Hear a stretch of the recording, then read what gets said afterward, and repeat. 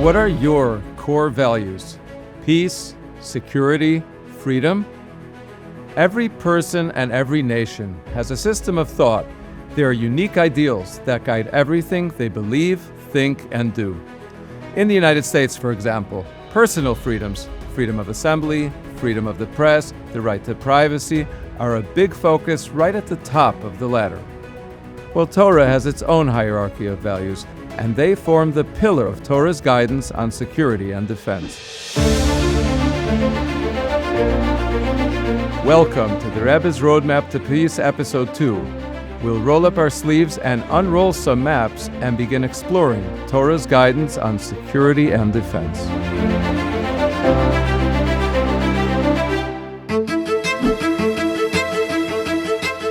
Maimonides, one of the greatest authorities on Jewish law, quotes the verse, "You shall perform the mitzvot and live with them." And he explains, the commandments were given for us to live with them, not to die for them. Meaning, the value of a life supersedes all commandments of the Torah. Shabbat, kosher, everything, with the exception of only 3 cardinal commandments. The principle here is that the protection of life is paramount. But what do you do when you have one life pitted against another? When someone is threatening to kill you? Do you try to run and hope for the best for both parties? The Talmud gives us Torah's instruction on that. If someone is coming to kill you, you must rise up to kill them first. The potential victim must be protected at all costs, including, if it's the only way you can stop them, taking the life of the would-be attacker. In fact, if you know that someone is even planning to attack you, your family, or any person, you must go out and do what you can to stop them. You may not wait until they fire the first shot. Preemptive defense is not a right in Judaism, it is a responsibility, an obligation. Here is a recording of the Rebbe teaching this principle. Now for context, it's spring of 1969 and Egypt, defying its international treaties, has begun to move major arms right up to the Suez Canal, which separates Israel and Egypt at the time. Sporadically, they're shooting at and killing Israeli service members across the canal. Schaas me weiß, als da einer, was bolle Horgoch, ist unter demot nie der Seder. Aber wir darf sitzen und warten, bis wann nicht alle Goyim und Maskim sein. Und mit Pasken in dem Dien in einer Sife von 119 Members von Goyim. Also der Goy wird am soll ihm schmeißen und unter dem wird machen eine Sife von dem Minyaniden. Als seine Nechet Maske mit 119 Goyim, nie dass der Seder mit dem, was wolle Horde. Früher bringt dem Dien im Besten. In die UN, dort sich zusammenkleiden, die alle an Oschen Tzadikin wie Schori. Hunde wollen das tun, Nordre wollen sein beim Bocken, in dem Pläne, was haben dort mit Spaller gewinnt, zu dem und dem, was dort gesagt, war zu Rache Komicho, mal die gerne Apachen in Backe zu stellen, die zweite Back, und dennoch wollen sie aufpassen, wie der Ding von dem, was dort geschossen. Und dennoch wirst du Micho sein uns dem Folgen. Sagt die Tere, nein, nicht das ist der Seder. Nicht nur, dass sie nicht der Seder verlieren. Dem Goy macht das keine. Aber der Goy weiß, als bolle Orgel. Und du schickst da rein ein Papier, sich ein Adeni Hakazak. Als wie du willst, den schlagen an jeden. Soll sie wissen sein, dass das ein gegen dem Charter. Und da sagt, mir kann wo ihre Pschime nehmen. Sucht in jeder Sache Atam, ich darf gar nicht ankommen, zu Achuk, hat er gesehen und gesagt. Sie bolle Orgel, was mit dem nicht was zu teilen. Der erste sagt, dafür sein, Haschkim der Orgel. Steht gar nicht Haschkim wie Orgel, steht da dafür mal in dem Befehl. Sieht nicht kommen dazu. Also hat nur sein, du bist zugestanden für Tor und schickst nicht kein Brille. Nur du bist zugestanden Alminas, als wird sich prüfen, Takel der Orgel. Ich sag, demmal bist du Mochen, Haschkim der Orgel, wird Chatchile nicht gehen zu dir. Unfortunately, the Rebbe's concern was well placed. 4 days after this address, that area heated up. The largely unreported conflict, which played out over the next couple of years, would become known as the War of Attrition, and it ended up claiming the lives of over 1,400 Israeli soldiers and airmen. Now, Torah's approach is not a given. Some societies put democracy as their top value. For others, it's human rights. But for Torah, Judaism 101, at the top of the pyramid sits the value of human life. Let's have a look at real-life applications of this principle by comparing the two most defining wars in Israel's modern history. In summer of 1967, Israel began to receive reports of thousands of Egyptian troops crossing the Suez Canal, entering the Sinai Desert with one clear objective: an attack on Israel. A couple days later, Egypt expelled UN peacekeepers from the Gaza Strip and Sharm el-Sheikh in the Sinai, then blocked the Straits of Tiran to Israeli shipping, which is an act of war under international law. Syria and Jordan signed military pacts with Egypt, resulting in all of these massively built-up militaries right on Israel's borders.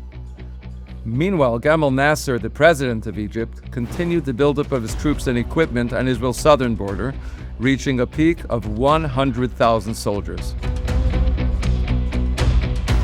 The more distant Arab countries also wanted in on the upcoming bloodbath, pushing divisions of their armies and air forces to the front lines.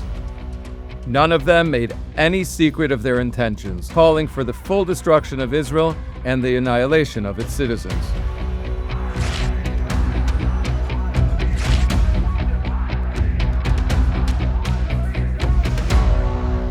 Even with all the IDF's reserves called up, the situation was dire. Israel's military leaders assessed that the only way the threat might possibly be thwarted is to launch a preemptive strike. Every moment wasted would cost lives. Israel's one chance for winning this war is to take the initiative. If we attack in the Sinai, they have to fight our war, rather than fighting their war on our turf. Prime Minister Eshkol wanted more time. You see, President Johnson had warned him in no uncertain terms that Israel could not be seen as the aggressor. The U.S. State Department had decided that Nasser had to be the one to fire the first shot. So Israel waited, hoping that the United States would step in. In 1957, the U.S. had promised Israel that if the straits were ever to be blocked, the world's most powerful navy would defend Israel's shipping passages. To his credit, however, Eshkol did not wait forever. 3 weeks into the crisis, after 3 full days of fierce debate, the matter was brought to a cabinet vote, and the decision was made. 12 were in favor, and 2 were opposed to launching a preemptive strike. The next morning, Israel's Air Force launched a decisive surprise attack, largely destroying the Egyptian, Syrian, Iraqi, and Jordanian air forces, completely blindsiding them before they could even get off the ground. From that moment, Israel's Air Force had almost exclusive control of the skies of the entire Middle East. In the Sinai as well, the IDF's armored division struck first, with Israeli tanks engaging the Egyptian army in a surprise assault.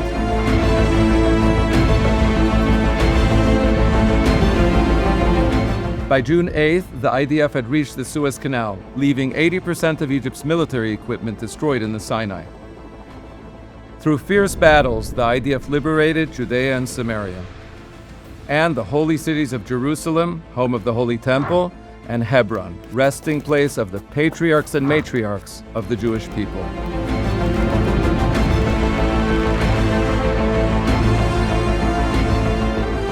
After their success in the south, the IAF and IDF were free to focus on the Syrians, who had attacked on the first day of the war. Armored columns were moved up to the north, and in 2 days, the entire soaring Golan Heights was taken. For the first time since the founding of the modern state of Israel, the Six-Day War left Israel with defensible borders, buffers of land on its flanks. No longer was the military power of Israel's sworn enemies stacked only kilometers from major population centers. No longer were the guns of its adversaries looking down a large slice of its north. Under Israel's control, no longer could the PLO use Judea and Samaria as staging grounds for their attacks. Israel's supremacy in the Six-Day War led to an aura of power in the eyes of the world.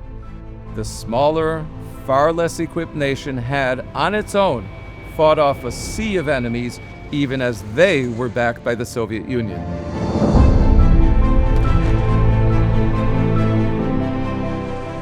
This extraordinary military achievement was made possible by the audacious preemptive attack. Israel had risen and had killed first, and it saved countless lives in the process.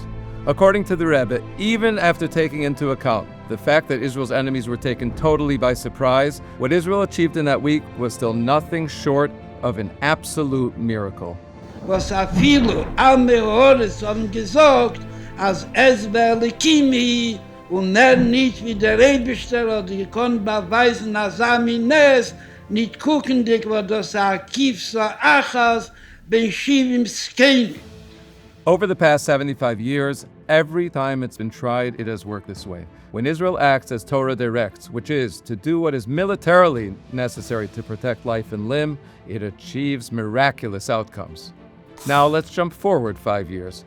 And once again, the story begins with Israel's largest, most powerful, and most radical neighbor. Egypt had pretty much spent the 6 years from the end of the Six-Day War rebuilding their military, with the newest Soviet arms pouring in by the shipload. Late in the summer of '73, Israel's intelligence services began to inform the government that Egypt and Syria were preparing for an attack in the not-too-distant future. Within the top circle of Israel's leaders, it was becoming ever more obvious that their enemies were once again preparing for war. On September 25th, in a clandestine face-to-face meeting, King Hussein of Jordan informed Prime Minister Golda Meir that a massive offensive by Syria and Egypt was imminent. Hussein had expected the IDF to launch a preemptive strike, as it had in 1967. There was, however, a slight problem. Like in '67, the US was not keen on that option. The Americans warned the Prime Minister against anything that might be seen as provocative. Meir felt totally boxed in. She couldn't even mobilize the reserves. Meanwhile, the Egyptian and Syrian preparations continued. On October 6, Yom Kippur morning at 3:45 a.m., Prime Minister Meir received a call. Mossad's most trusted Egyptian intelligence asset had confirmed a massive two-front attack was going to be launched that very day. Army Chief of Staff David Elazar was pushing for a preemptive strike, but could find no sympathetic ear in the top echelons of the government. With only hours remaining until the attack, Defense Minister Moshe Dayan refused to mobilize the reserves. He explained, "The media will say that we are going to attack and the enemy hasn't yet fired a single shot. It's important that they don't say we started the war." In a shouting match, Elazar demanded that even if Israel wasn't ready to strike first, it would need the ability to at least absorb the attack and launch a counterattack. Finally, at 10 o'clock in the morning, Meir accepted Elazar's request, in part. A partial call-up of the reserves was issued. The Air Force and 4 divisions of the Army were mobilized. Meir, meanwhile, sent off a message to the U.S. Secretary of State Henry Kissinger, informing him that this time Israel would not initiate a preemptive strike. Would the U.S. please inform both the Russians and the Egyptians that Israel had no intention of launching an attack? The officers and troops manning Israel's thin front lines were not even informed of the impending onslaught. At 2 o'clock on Yom Kippur afternoon, Egypt and Syria opened a massive simultaneous attack on the tiny, unprepared state of Israel. Within 2 hours, Egypt came across the border of the time, the entire Suez Canal, overrunning the Bar-Lev line on the Suez, establishing a massive beachhead on the Israeli side. On that first day, hundreds of Israeli soldiers were killed, many of them before they were even able to reach their defensive positions. The Egyptian crossing continued at a rapid pace. Within 3 days, 100,000 Egyptian troops had crossed the canal, along with artillery, tanks, and surface-to-air missiles. Israel's Air Force, its ace card in '67, was largely ineffective against Egypt's huge array of modern Soviet surface-to-air missiles. In the north, it was even worse. Syria threw some 800 tanks into the attack against 180 or so on the Israeli side. By evening, hundreds of Syrian tanks had pushed through the southern half of the Golan Heights, with no IDF forces remaining between the Syrian advance and the Galilee with its civilian population centers. Now remember, not too long before, the Arab armies had made it clear that they were eager to slaughter the Jews. Israel's military leadership began to prepare for the worst, a full collapse in the north.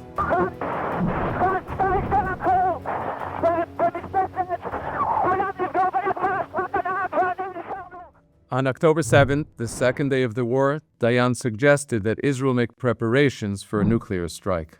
Finally, on October 8th and 9th, in the battle that would later become known as the Valley of Tears, 7 remaining IDF tank crews were somehow able to contain the Syrian onslaught. On the 10th, the IDF pushed the Syrians back to the 67 line, and by the 11th, they pushed forward into Syrian territory. Over the next few weeks, Israel forged deeper, retaking the strategic high ground of Mount Hermon and pushing to within kilometers of the capital. They were shocked to find several newly arrived Iraqi and Jordanian divisions waiting for them. And the IDF took them on as well. Starting from Yom Kippur itself, Jews around the world, and American Jews in particular, had mobilized, asking the United States government for help. Israel was suffering massive losses of men and materiel, while its enemies enjoyed untold number of troops and a river of munitions being supplied by the Soviets. President Nixon, recognizing the mortal danger Israel was in, ordered a massive airlift, supplying Israel with arms to replace its decimated equipment. Back in the Sinai, a week of bloody battles had taken their toll. But Israel clawed its way back until finally it was in a position to turn the tables with a surprise of its own. Led by General Ariel Sharon, IDF armored divisions managed to build bridgeheads across the canal and quickly encircle the entire Egyptian Third Army. A massive part of the force that had threatened to annihilate Israel only a few days earlier was under siege by the IDF in the middle of the desert.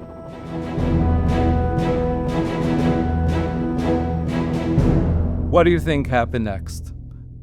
The world, in a total uproar, urgently sued for an immediate ceasefire. The Rebbe would call Israel's eventual turning of the tables in 73 an even greater miracle than the Six-Day War. But by any and all accounts, the Yom Kippur War was an unmitigated disaster. What was the reason behind the decision not to preempt the attack?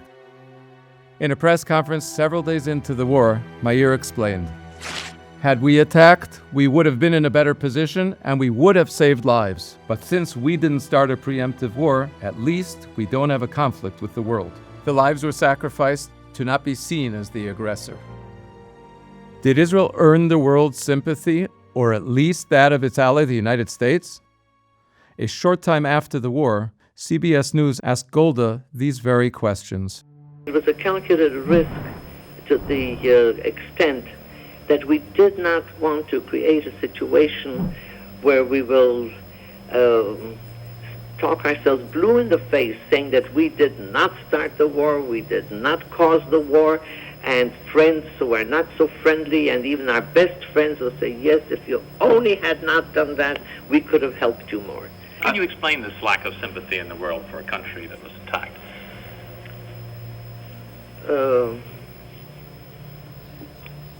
I don't think this is a sentimental world. In this case, we considered it, and it was the decision of the government not to strike first, even though we were sure that they will do that, in order to have that political, or whatever you call it, advantage at the expenses of the military disadvantage.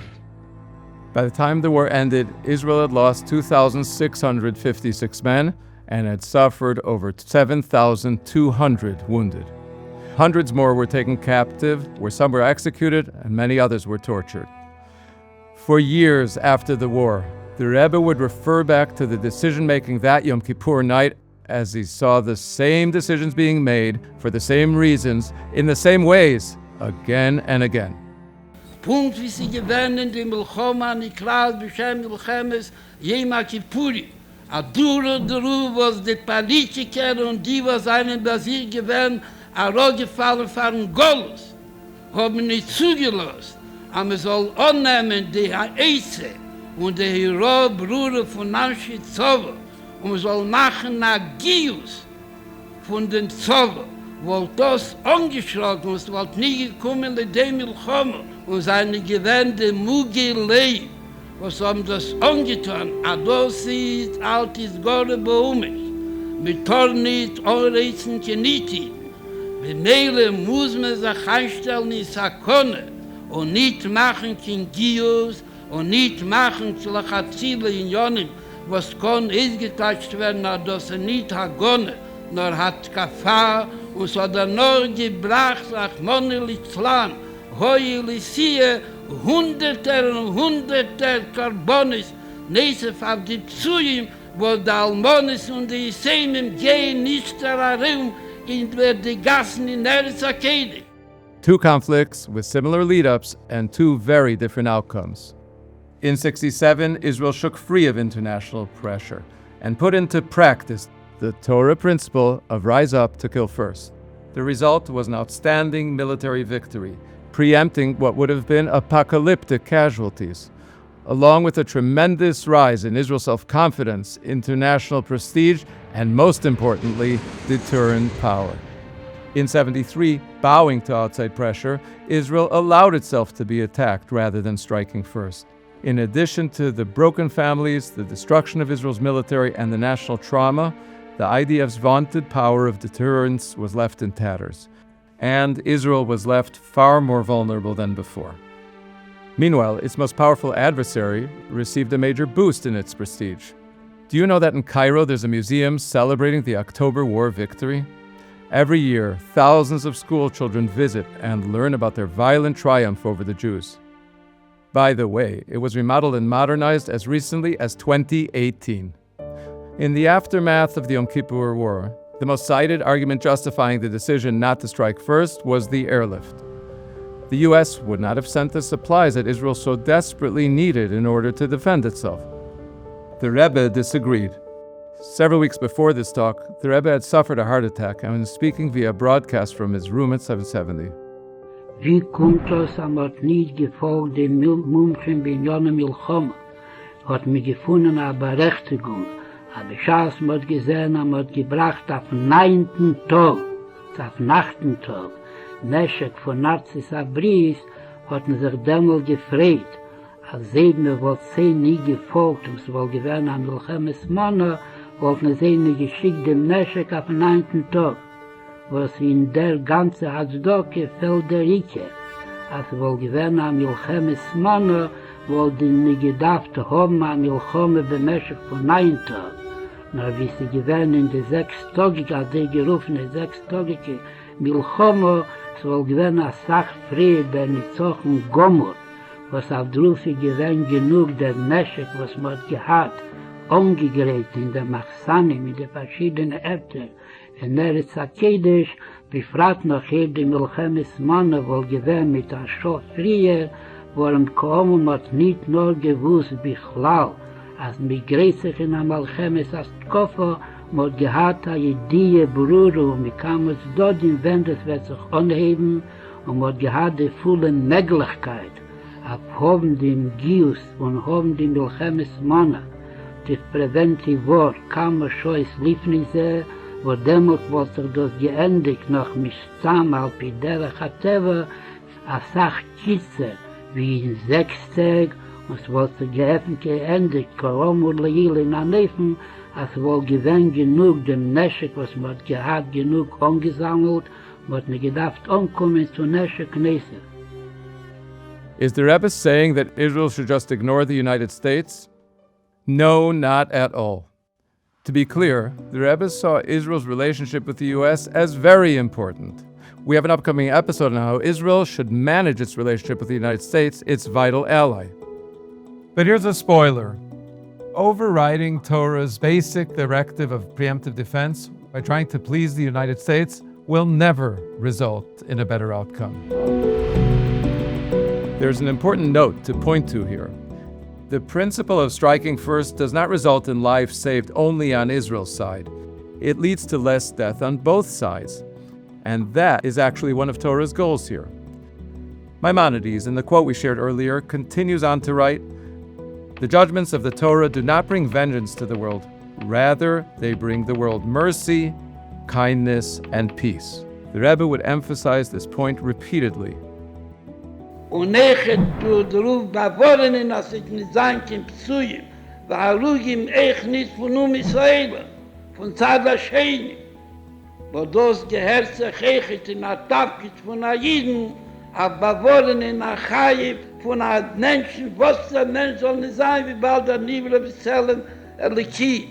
Benele fall Rachmon Litzlan Korbonis, Beneshech Shavuis Vachadoshi Melo, was bederech HaTeva, hat das gekonnt eismeiden, wie es Mordlach Atrile angesagt. Kol HaMumchim von Zova, per Echad, das ist der Weg, was ist sein, der Minimum von Korbonis, der Minimum von Psuyim, sei von zwischen Iden,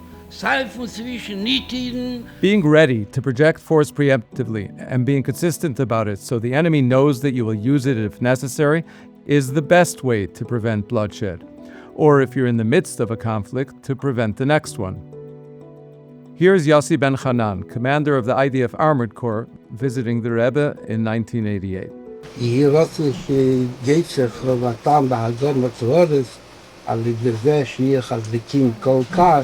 שדאי הפחד שיפחידו, אז עד שכנגד שהוא יסחידו מלכתחילה להתגרות בישראל. זה הניצחון הכי גדול כשניתן להשיג במלחמה, בכלל. בגנרל צריך לרעיין, צריך לרעיין בי. אני רוצה שיהיה שולם בארץ ושולם בכל הארץ. אבל כשלנו יהיה כוח, כשיהיה לנו את הכוח, אז יהיה לנו... הצורך כבר יש לכם, אבל צריך להימצא בצורך. כי הכוח מונו בתוצאה, ושאולים לו לכל משמעת, וספצים, ויש כוח. אבל זה היתך הכתבות לאפטרון שלך. הבנתי. אני רוצה שיהיה כל זה בפרק, אבל זה שלי לספר כל מלחמה. The ancient Roman adage goes, if you want peace, prepare for war. When your enemy sees that you have the power to defend yourself and that you're willing to use it hard and fast, they will not test you in the first place. Golda Meir learned this lesson, albeit too late. She writes, "Today I know what I should have done. That Friday morning I should have listened to the warnings of my own heart and ordered a call up. For me, that fact cannot and never will be erased, and there can be no consolation in anything that anyone else has to say or in all of the common sense rationalizations with which my colleagues have tried to comfort me." We've laid out Torah's guidance on preemptive defense, which speaks to many, if not most, of the threats that Israel faces. Time and again, when Israel has followed Torah's guidance, it has led to stunning and miraculous outcomes. And when it has not done so, when it is worried about what others think rather than physically safeguarding life, it has led to loss of life, loss of security, and loss of respect and deterrence. However, now we need to identify exactly when and where this strategy should be deployed. Is the Air Force supposed to bomb every possible threat, or the IDF to invade every potential enemy? What situations are serious enough to warrant preventative action? We're working on episode 3, where we'll be taking a deep dive into risk analysis and how it applies to defense strategy. So please subscribe and hit the notification button. And please share your questions and feedback in the comments. Please join us as we explore Torah's time-tested, compassionate path to lasting security and help the world on the path to enduring peace.